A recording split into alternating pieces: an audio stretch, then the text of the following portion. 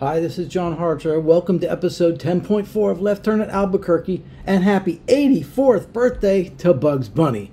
In celebration of the Wascally Rabbit's Wild Hare debut date, we'll be finishing up our look at the Bugs Bunny 80th anniversary set with our final 20 cartoons. We'll also take a look at the extras included with the set. Plus, we'll finally get to the +4 I've been adding on, of course in a couple of different ways. I knew I should have made a left turn at Albuquerque. I knew I should have taken that left turn at Albuquerque. I knew I should have taken that left turn at Albuquerque. I should have turned left at Albuquerque. Whew. And to think I thought we could handle this in 2 episodes. Now, after you're done watching this video, if you're watching it on July 27th, starting at 10 a.m., MeTV Toons is running a full day of Bugs Bunny, kicking off with, I think, their first special, Here's to Bugs. If you miss it, they'll be rerunning it every 4 hours. Unfortunately, I still can't get it. I tried the antenna a couple different places here, a couple different places in another town. Still can't get it. Oh well, for those of you who can watch it, enjoy. I'll see if I can do a rundown of what cartoons they end up showing, because they will be on the schedule, and we'll see if they've been able to slip in a couple things that haven't been seen in a while. Okay, on to the finale. First up is Nighty Night Bugs, released on August 23rd, 1958. Considering it's Bugs' only Oscar winner, this one appears across the board. Though it took until Volume 4 to show up on the Golden Collection of Volume 3 for Platinum, it obviously made the essential, and we did it back in Episode 8. Now remember how vexed I was that this didn't have a commentary track on the Golden and Platinum Collection versions? They must have realized their oversight and included one here with Jerry. He brings up how it almost foreshadowed Sleeping Beauty.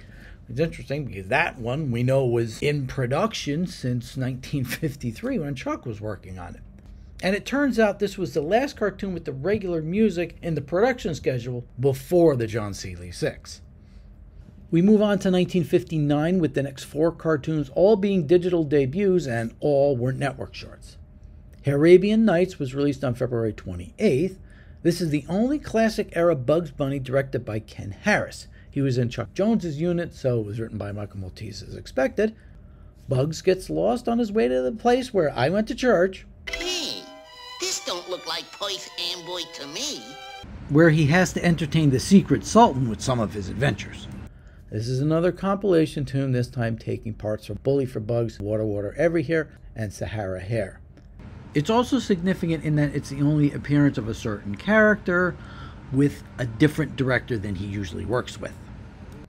Now they don't include Devil's Feud Cake, which is the final compilation short. I guess they had to draw the line somewhere.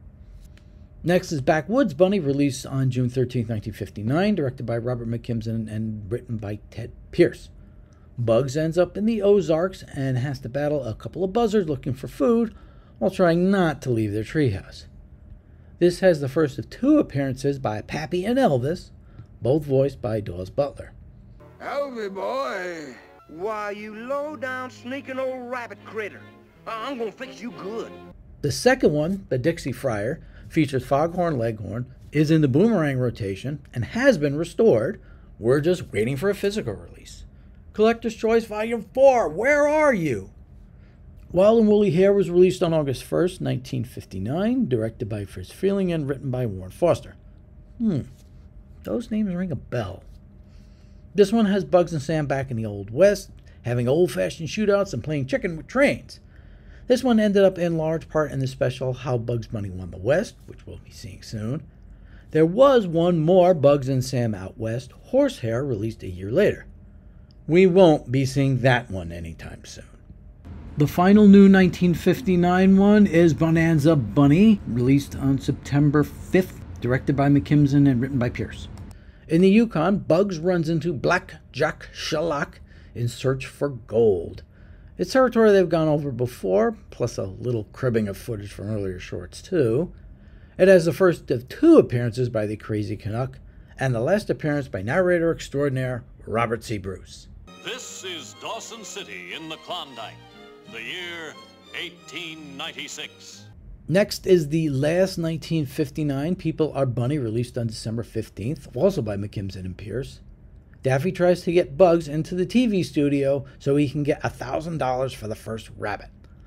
Lots of time-relevant references to shows of the era, which was great for us growing up. It got us exposed to those older programs. This was the one out of all the TV-related tunes that was in syndication, as I always say, since I was small. This is a blue debut, having first appeared on the Daffy Duck Superstars disc. This is the latest Bug Bunny cartoon to have regularly appeared in syndication. Going forward, all the rest, even the added ones, were network cartoons. On to another decade. Person to Bunny was released on April 1st, 1960, directed by Friz Freleng and written by Michael Maltese. First time they'd worked together in a while. Bugs gets interviewed for a high-profile TV show and ends up ticking off Daffy and Elmer. Gotta love the Edward R. Murrow stand-in with the cigarette butts piled up high on the floor. Not gonna see that on TV today. Another blue debut, also from the Daffy Duck Superstars disc. We get to see the dance animation one more time. This was also the last time Arthur Q. Bryan portrayed Elmer. He'd passed away in late 1959. Now I got you screwy wabbit. Next is Rabbit's Feet, released on June 4th, 1960, directed by Chuck Jones, but the writing situation is a little up in the air. This digital debut is the third of 5 Bugs Wile E. Coyote team-ups. It starts off somewhat normal, then something odd happens in the middle. Greg Ford makes an interesting point in his commentary how the two antagonists stop and talk about what might happen next. What if I lured him into a rock crusher? No, too complicated. He wonders if that was basically the writers trying to figure out what to do themselves.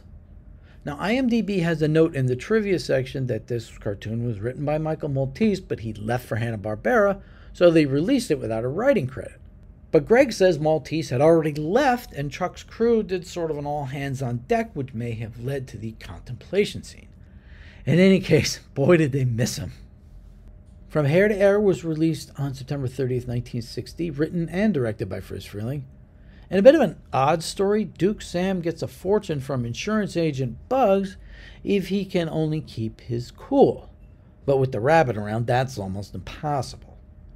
If you write down the actual plot, it seems a little strange. Like, why did it have to take place in some time in the past, for example? A blue debut, having originally been on the Bugs Bunny Superstars disc, and Greg Ford contributes a commentary here. Now we get to 1961, and all 3 of the Bugs Bunny shorts released that year are included. On our set, anyway. This first one is our first addition to this disc. The Abominable Snow Rabbit came out on May 20th, 1961, directed by Chuck Jones and Maurice Noble, and written by Ted Pierce.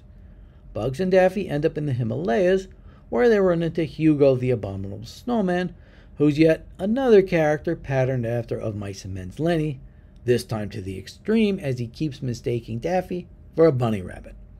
Oh, what a cute little pink bunny rabbit. Just what I always wanted. The 60s cartoons get a most times justifiable bad rap as being lower quality, and they were, but I put this one as among the more inventive ones from this era, and Hugo is a solid one-off character who actually does show up in a later special that we'll talk about in a couple of episodes, so that's why I added it here. Next is Compressed Hare, released on July 29, 1961, again directed by Jones and Noble, but this time written by Dave DeTeach. Bugs and Wile meet for the 4th time in this digital debut. The most inventive part of this one is when Wile uses a giant magnet to attract a metal carrot he gave to Bugs, and it pulls in every metal thing in imagination, including a boat, the Eiffel Tower, some satellites, and a rocket trying to take off. The last for this year is Prince Violent, released on September 12th, directed by Friz Freleng and Hawley Pratt, and written again by Dave DeTeach. Sam the Viking pillages the countryside until he comes up against Bugs. Kind of an odd mix here with Sam using an elephant as a battering ram. I mean, where'd he get it? He's not Hannibal. You know? This one was called Prince Varmint when it showed up on the networks. They didn't like the word violent. So they ended up creating not just a new title card, but a whole new credit sequence for it. even though they probably weren't going to show it on the Bugs Bunny show. Bugs only got 3 tunes in 1962 as well. Only one was included on the actual set. Bill of Hare was on Volume 1 with the rest of the Tasmanian Devil shorts, and another one made it onto Collector's Choice Volume 3. We'll include that one here. Wet Hare was released on January 20th. It was the second and final Blackjack Sherlock short, and we did it back in episode 7. So, I mean, we got one with him on this set. Why didn't they do both? I'm making up for that. Now, the one on the actual set is Shishkabugs, released on December 8th, directed by Frizz and written by John Dunn. In this digital debut, Sam is a chef for a very finicky king who wants Hassenpfeffer, so where to find a rabbit. The king is obviously modeled after Charles Lawton.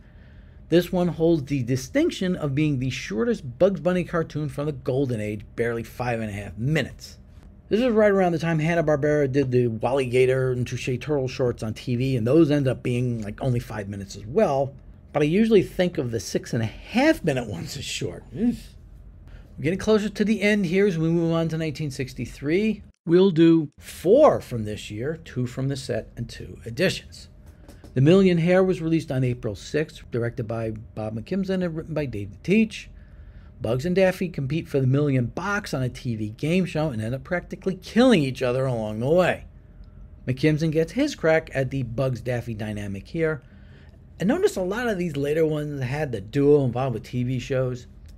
This is a blue debut that was originally on the Bugs Bunny Superstars disc. Hare Breadth Hurry was released on June 8th. This is the last of the Bugs Bunny Wile E. Coyote cartoons. It was on Collector's Choice Volume 2, and we talked about it in Episode 4. If you remember, I mentioned how annoyed I was that To Hare is Human wasn't on Blue yet. So that's why I included it on this set. But if I did that, I couldn't leave this one off, so hence they're both included in my set. Now, we will be talking about this one again when we do the Golden Collections, even though it doesn't appear there, because it was actually repurposed for another type of medium. We'll talk about it sometime next year. Next is the Unmentionables, released on September 7th, directed by Fritz Freeling and written by John Dunn. This is the last digital debut with Bugs as Elliot Mess, obviously spoofing Elliot Ness from the Untouchables, going after Rocky and Muggsy. The 2 crooks are Frizz's characters, so he does the honors here for the last time with Bugs.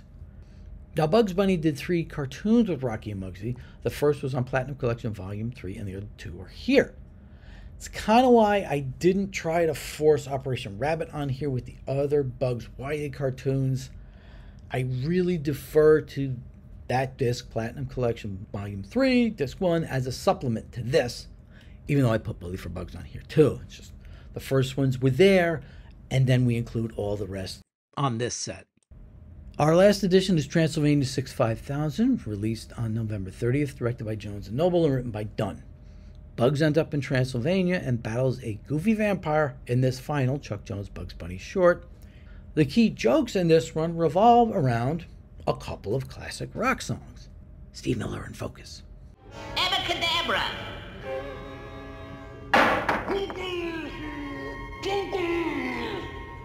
Abacadabra! And we also get another reference to that town on the other side of the Outer Bridge crossing. Hello, operator. Will you please get me the Acme Travel Service in Perth Amboy, USA? An interesting thing in Jerry Beck's commentary, the guy doing the voice of the Count is Ben Fromer. Telephone. Telephone. Oh yes, right this way. He'd actually done quite a number of voices over the years and done umpteen TV appearances. But to me, he'll always be the guy who played the drunk in Bride of the Monster, known to MST3K fans as Norm. You'd swear to God, he looks just like George Wendt. The only 1964 short included on the original set is False Hare, released on July 18th, just a few days before Bugs Bunny's 24th birthday. It was directed by McKimson and written by Dunn. The wolf and his nephew from Now Hear This are back, and this time they're pretending to be rabbits to get Bugs to join the Rabbit Club. To be honest, jokes are a little played out by this point. The final Bugs theatrical short of the classic era is a blue debut, having been on the Superstars disc. Jerry Beck does a commentary denoting that fact and a lot of other laughs this cartoon was. On the good side, though, the nephew is a lot less scary looking here. The final short is Blooper Bunny, Bugs Bunny's 51st and a half anniversary spectacular, directed by Greg Ford and Terry Lennon, with story by the duo and Ronnie Scheib. We see the aforementioned spectacular, then see a lot of outtakes about the making of it. We get a Greg Ford commentary in this one, not surprisingly, so we hear a lot of behind-the-scenes info. It was obviously meant to come out in 1991 or 1992, when the 51st and a half anniversary was. But it didn't make it out until 1997, when Cartoon Network was looking around their vaults to try to find something there. It did make a previous digital appearance on Golden Collection Volume 1, so this is a blue debut. My absolute favorite moment is when Daffy is losing his mind and ends up almost saying one of those words. Now can we cut? You smug son of a... But hey, it's not like these characters actually say that. Oh, son of a gun. You thought I was going to say son of a bitch, didn't you? Oh, so we made it. Thanks for sticking around this long. So now, back to reality. Let's take a look at the set as it is. The set originally came in this box. We have cleared it out, but it came in a box like this. And the first thing you got is the Funko doll, Funko Bugs Bunny, here. And then you got a birthday card with a little birthday greeting from Jerry Beck, written right here. And then now to the actual disc, the reality of disc 1, disc 1, disc 2, and disc 3. Here's the actual rundown. There's disc 1, disc 2, and disc 3.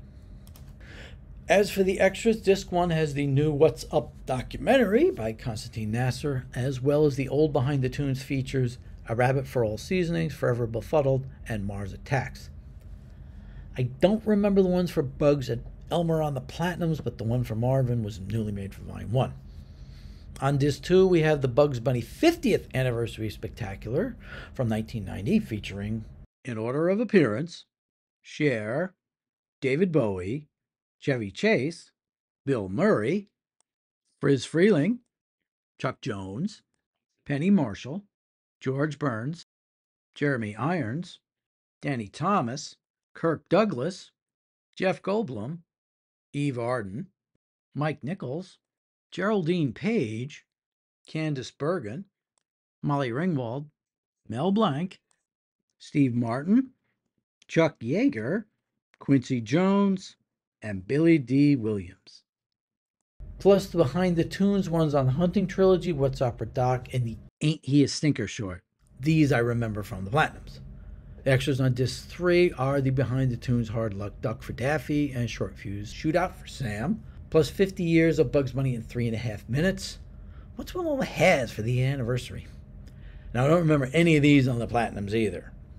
As an extra bonus, they include 10 Looney Tunes cartoons, the show that was the successor to Wabbit/New Looney Tunes, which was the successor to the Looney Tunes show. These were done by Peter Braungart, creator of Uncle Grandpa. Eric Bauza takes over as main character voice artist. The style of these characters is very reminiscent of their 40s designs. The humor, very much of the 21st century. The shorts included Arm Wrestling, Big League Beast, Pool Bunny, Pest Coaster, Buzzard School, Siberian Sam, Grilled Rabbit, Vincent Van Fudd, Hair Restoration, plus a 3-minute edit of several Bugs and Elmer shorts running between 30 and 45 seconds each. To be honest, I probably would have preferred another couple of classic era bonus cartoons, but that's what cross-promotion is for. Speaking of classic era bonus shorts, let's dive into the +4 that I've been tacking onto every title. If you were to include a bonus cartoon onto each of the 4 discs in our fake world, totally out of context with the remainder of what's on that set, what could you include? I figured 2 older shorts and 2 newer ones. For disc 1, Porky's Hare Hunt. For a significant bunny character, seems like an obvious choice. For disc 2, along the same lines, Hare-Um Scare-Um. First grade bunny, for all intents and purposes, proto-bugs and everything but name. Now for disc 3, I opted for Box Office Bunny, a significant cartoon I'm a little surprised didn't make the cut for the actual set. Bugs has a multiplex built over his hole and ends up battling Usher Elmer and Gate Crashy Daffy in the theaters. It was directed by Darryl Van Citters, who was very involved in Warner's animation in the late 80s and early 90s.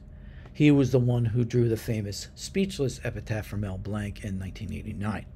It's also the first time Jeff Bergman did Bugs and Daffy, and he also did Elmer. Sneak into my theater, will you, you wascally wabbit?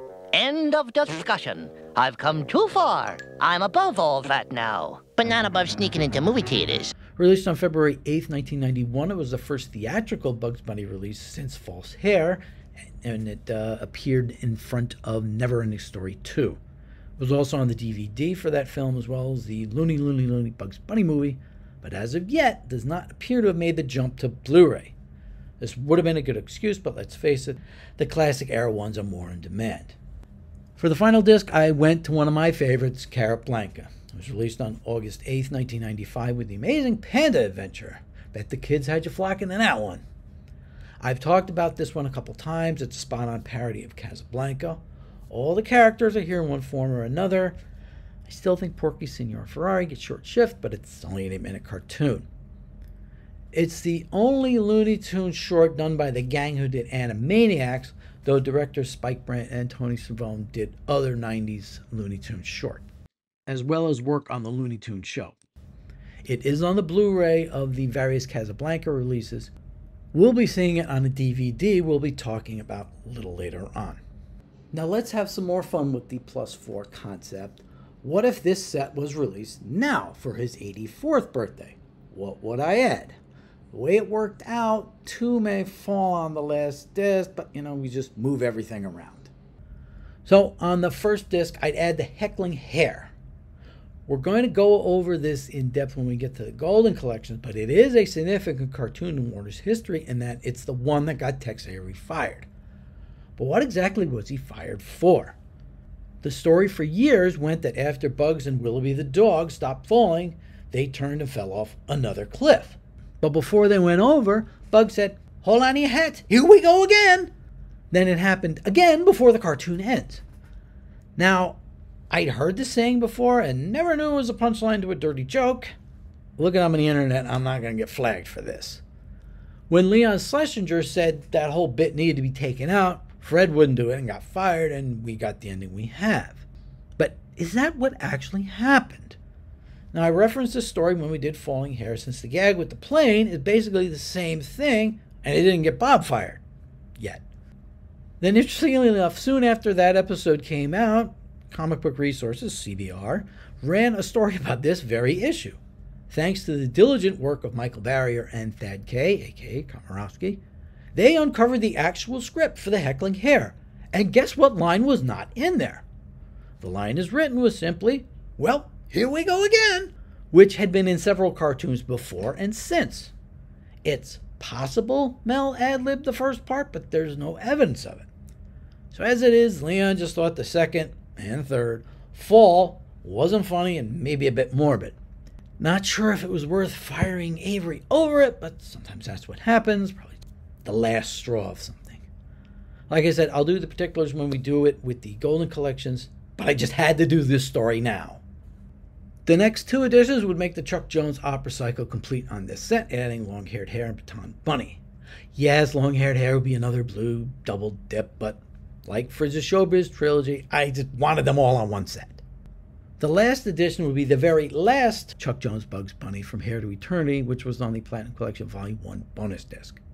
Hey, I added the last Chuck Jones of the Golden Age, may as well add this one too. So at long last, we finish our look at the Bugs Bunny 80th anniversary set, but the Summer of Bugs continues this August. We'll take a look at the first of the Looney Tunes Superstars DVD's Hare Extraordinaire and all the issues surrounding it. Then we'll be doing the 2-disc Essential Bugs Bunny DVD set as released, and what the 20 cartoon version might have been if Jerry and George hadn't convinced Warner's to go big. And then at the end of that, we'll go over what's still left to be reissued on Blue or at all. You can guess why we haven't got some of these out yet. Once again, thank you all for sticking with this effort. Next time, it's the first Looney Tunes Superstars disc, Hare Extraordinaire with Bugs Bunny. Didn't quite launch a new series as intended. We'll discuss why. I'm John Harter. Thanks for watching.